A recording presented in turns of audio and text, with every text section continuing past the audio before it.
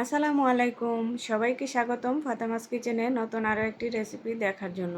আজকে সন্ধ্যার নাস্তায় বাচ্চাদের জন্য সেমাই রান্না করেছি, আর সেই রেসিপিটি শেয়ার করতে চলে আসলাম।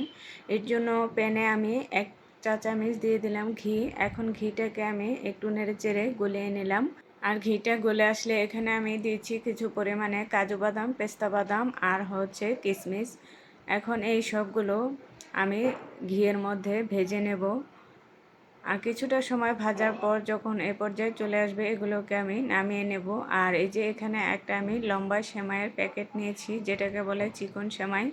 এখান থেকে আমি হাফ কাপ সেমাই নিয়ে নিলাম। এখন এই ঘিয়ের মধ্যে আমি এই সেমাইটাকে ভেজে নেব।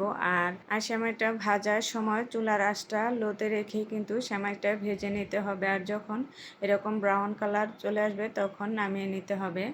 আর এই যে এখানে কিন্তু আমি 1 লিটার গরুর দুধ নিয়ে নিয়েছি, আর সাথে দিচ্ছি 2 টেবিল চামচ গুঁড়া দুধ।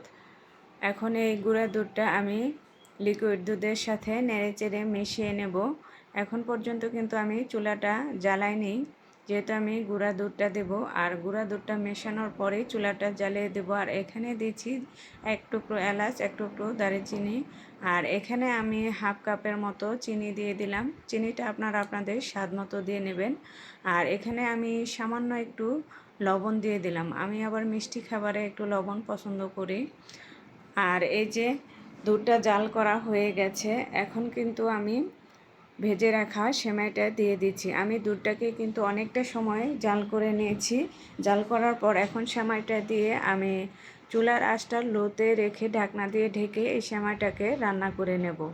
আর এই সেমাইটা সত্যিই কিন্তু এভাবে রান্না করে খেলে ভীষণ ভালো লাগে। আর এখন রান্না শেষ, একটা বাটিতে আমি সেমাইটাকে ঢেলে নিয়েছি। আর এই যে এটার ঘনত্বটা দেখতে পাচ্ছেন, এত বেশি ঘনও হয় নাই, আবার পাতলাও হয় নাই, ঠিক মতোই আছে। এরকম থাকলেই সেমাইটা খেতে ভালো লাগে। আর এটা সাজানোর জন্য উপর থেকে এখন আমি ভেজে রাখা ড্রাই ফ্রুটগুলো দিয়ে সাজিয়ে নিচ্ছি।